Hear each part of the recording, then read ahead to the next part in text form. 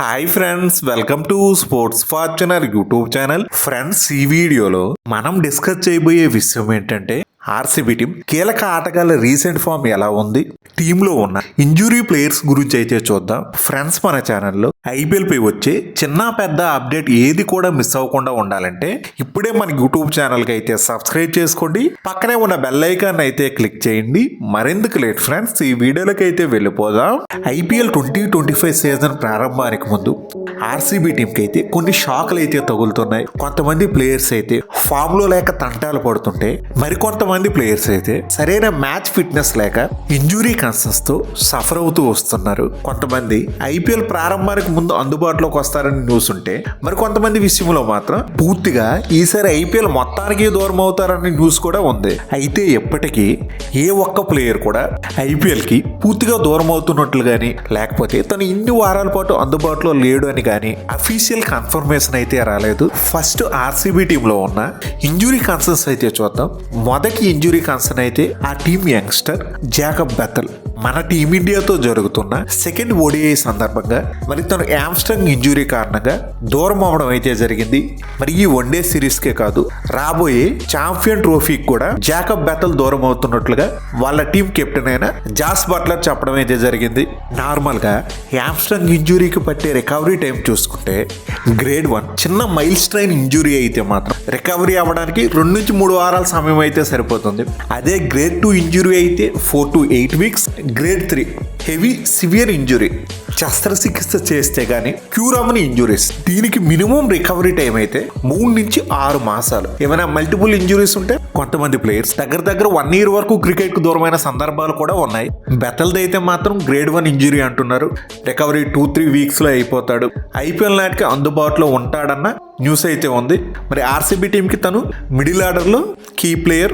మొదటి గేమ్ నుంచి ప్లేయింగ్ లెవెల్లోకి అవకాశం దొరకకపోయినా ఏదో ఒక టైంలో ఛాన్సెస్ అనేవి ఆర్సీబీ టీం అయితే ఇస్తుంది. ప్రస్తుతానికి అయితే మాత్రం లివింగ్ స్టోన్ కి ఒక మంచి పొటెన్షియల్ రీప్లేస్మెంట్ గా అయితే ఉంటాడు, లైక్ టు లైక్ రీప్లేస్మెంట్ లా. అలాగే ఫాస్ట్ బౌలర్స్ లో ఆర్సీబీ జెన్యూన్ మ్యాచ్ విన్నర్స్ లో ఒకడైన జాస్ హేజిల్వుడ్, మరి తను కూడా హిప్ ఇంజురీ కారణంగా అఫీషియల్ గా ఛాంపియన్ ట్రోఫీకి అయితే రూల్డ్ అవుట్ అయ్యాడు. అలాగే ఐపీఎల్ కి సైతం దూరం అవుతాడన్న వార్తలు అయితే వస్తున్నాయి. తన విషయంలో మాత్రం ఆర్సీబీ టీంకి అయితే కొంచెం సీరియస్ కన్సర్న్స్ అయితే ఉన్నాయి. మరి తను టీం కీ ప్లేయర్ కాబట్టి ఐపీఎల్ స్టార్ట్ అయిన మొదటి 2-3 వారాలకు అందుబాటులో లేకపోయినా తన విషయంలో ఆర్సీబీ టీం అయితే రీప్లేస్మెంట్ అయితే ఎవరిని ప్రకటించకపోవచ్చు. అప్పటికి కూడా 3 వారాలు 4 వారాలైనా అందుబాటులో రాకపోతే అప్పుడు రీప్లేస్మెంట్ గురించి అయితే ఆలోచిస్తారు. హేజిల్వుడ్ అందుబాటులో లేకపోయినా మంచి ఫారెన్ క్వాలిటీ ఫాస్ట్ బౌలర్స్ అయితే ఆర్సీబీ టీంలో అయితే ఉన్నారు. నువాన్ తొసారా, లుంగి ఎంగిడి రూపంలో. హిప్ ఇంజురీ అనేది కాస్త సివియర్ ఇంజురీ, మరి దీనికి రికవరీ టైం కూడా ఎక్కువ టైం అయితే పడుతుంది. మజిల్ స్ట్రైన్ అయితే 2 నుంచి 6 వీక్స్ పడుతుంది. గ్రేడ్ 2లో చిన్నపాటి సర్జరీ పడితే 2 నుంచి 6 నెలల రికవరీ టైం అయితే పడుతుంది. హిప్ ఇంపింగ్మెంట్ ఇప్పటికిప్పుడు కాకుండా లాంగ్ టైంలో సర్జరీ అవసరం అనుకున్న దానికి 2 నుంచి 4 మంత్స్ అయితే రికవరీ టైం అయితే ఉంటుంది. ఇంకా లాస్ట్ కేస్ హిప్ ఫ్రాక్చర్ అయినా డిస్లోకేట్ అయినా 3 నుంచి 6 మాసాల కంటే ఎక్కువ టైం అయితే పడుతుంది. ఇది కూడా దానికి అందించే ట్రీట్మెంట్, ప్లేయర్ ఏజ్ బట్టి కూడా దీని రికవరీ టైం అయితే కొంచెం పెరుగుతూ పోవచ్చు. యంగ్స్టర్స్కి కాస్త తొందరగా అయితే హీల్ అవ్వచ్చు. అదే సీనియర్ ప్లేయర్స్ 30+ వాళ్ళకైతే కాస్త టైం తీసుకోవచ్చు. ఇప్పుడు ఒక్కొక్కరుగా ఆర్సీబీ టీం కీ ప్లేయర్స్ యొక్క రీసెంట్ ఫామ్ ఎలా ఉందనేది చూద్దాం. మిడిల్ ఆర్డర్లో ఆ టీంకి కీ ప్లేయర్ అయిన లియామ్ లివింగ్స్టోన్, మరి తన రీసెంట్ ఫామ్ మాత్రం ఏ మాత్రం బాగాలేదు. మరి తను ఆడిన లాస్ట్ 10 మ్యాచ్ల్లో కనీసం ఒక్క హాఫ్ సెంచరీ కూడా చేయలేదు. ఇందులో 3 ఓడిఐ మ్యాచ్లు ఆడితే 7 T20 మ్యాచ్లు అయితే ఉన్నాయి. చెప్పుకోదగ్గవి జస్ట్ 2 40+ స్కోర్స్ మాత్రమే. అటు లెగ్ స్పిన్, ఆఫ్ స్పిన్ 2 కూడా వేస్తాడు. బాల్తో కూడా పూర్తిగా ఫెయిల్ అయ్యాడు. చివరి 10 మ్యాచ్ల్లో బాల్తో తీసిన కూడా 2 వికెట్లు.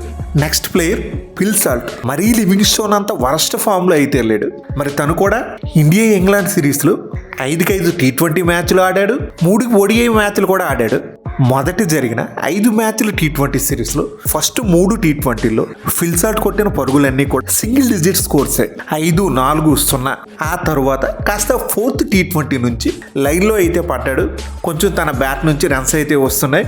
ఇంకా పెద్ద బిగ్ నాక్స్ అయితే ఏం రాలేదు, కానీ చిన్న క్యామియోస్తో అయితే ఆకట్టుకుంటూనే ఉన్నాడు. Next player king Virat Kohli. Last year October November నుంచి న్యూజిలాండ్తో జరిగిన టెస్ట్ సిరీస్, ఆ తర్వాత బీజీటీ, రీసెంట్గా ఇంగ్లాండ్తో జరుగుతున్న ఓడిఐ సిరీస్, ఈ మూడింటిలో కూడా ఒక 2 ఇన్నింగ్సెస్ తప్పించి మిగతా అన్ని చోట్ల కూడా విరాట్ కోహ్లీ నుంచి ఫెయిల్యూర్సే చూసాం. మరి లాస్ట్ ఓడిఐ మ్యాచ్లో ఒక మంచి హాఫ్ సెంచరీ అయితే చేశాడు. మరి ఈ ఇన్నింగ్స్తో విరాట్ కోహ్లీ మళ్ళీ తిరిగి గాడిన పడ్డాడు. ఫామ్ అందుకున్నాడు అని చెప్పడానికి కూడా లేదు. బీజీటీలో ఫస్ట్ టెస్ట్లో సెకండ్ ఇన్నింగ్స్లో సెంచరీ చేసిన, ఆ తర్వాత మిగతా టెస్ట్లు అన్నింటిలో కూడా ఫెయిల్ అవ్వడం అయితే చూసాం. కంటిన్యూగా విరాట్ కోహ్లీ నుంచి ఒక 3-4 మ్యాచ్ల్లో రాబోయే ఛాంపియన్ ట్రోఫీలో మరి తన స్థాయికి తగినట్లుగా సెంచరీలు కొట్టకపోయినా ఒక 3-4 50+ నాక్స్ చేస్తే కాన్ఫిడెన్స్ అంతా మళ్ళీ బూస్ట్ అయ్యి రిథంలోకి వచ్చి ఫామ్ రీగైన్ చేసుకుని వచ్చే ఐపీఎల్ నాటికి పూర్తిగా గాడిన పడే అవకాశాలు అయితే ఉంటాయి. నెక్స్ట్ రజిత్ పటిదార్. ఇప్పుడున్న ఆర్సీబీ టీంలో ఉన్న ప్లేయర్స్లో సూపర్ ఫామ్లో ఉన్నవాడు పటిదార్. మరి తన లాస్ట్ 10 మ్యాచెస్లో చూసుకుంటే 4 హాఫ్ సెంచరీలు చేశాడు. అలాగే ఒక సెంచరీ కూడా ఉంది, 132 రన్స్. నేను వీడియో రికార్డ్ చేసే టైంకి ఆర్సీబీ కెప్టెన్ అయితే అఫీషియల్గా ఇంకా ప్రకటించలేదు, కానీ రజిత్ పటిదార్ అవుతాడన్న ఊహాగానాలు అయితే వస్తున్నాయి.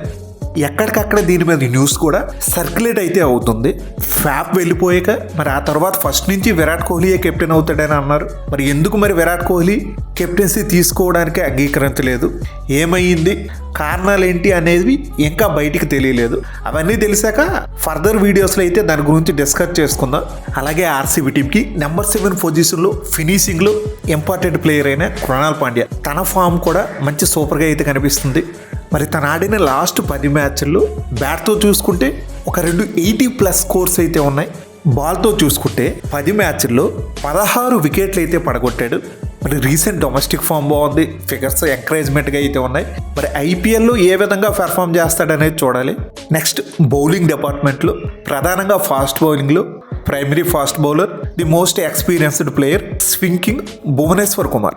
మరి తన రీసెంట్ ఫామ్ అయితే బాగుంది. మరి తన ఆడిన లాస్ట్ 10 మ్యాచ్లు అన్నీ కూడా T20 మ్యాచ్లే. ఇందులో ఈ 10 మ్యాచ్ల్లో 11 వికెట్లు అయితే పడగొట్టాడు.